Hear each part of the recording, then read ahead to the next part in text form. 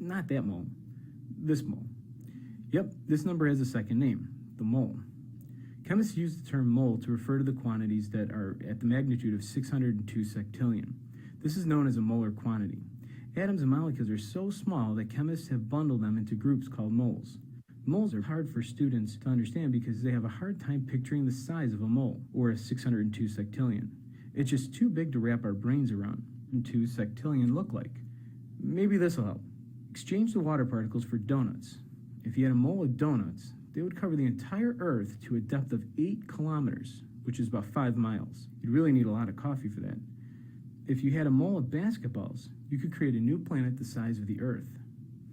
If you received a mole of pennies on the day you were born and spent $1 million a second until the day you died at the age of 100, you would still have more than 99.99% of your money in the bank.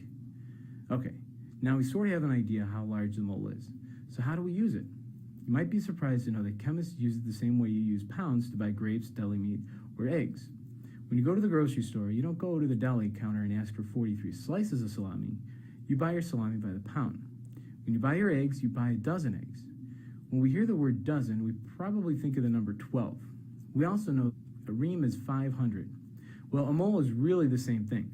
For a chemist, a mole conjures up the number 6.02 times 10 to the 23rd, not a fuzzy little animal. The only difference is that the other quantities are more familiar to us. So there you have it, the story of the mole, Avogadro, basketballs, and how to buy salami at the grocery store.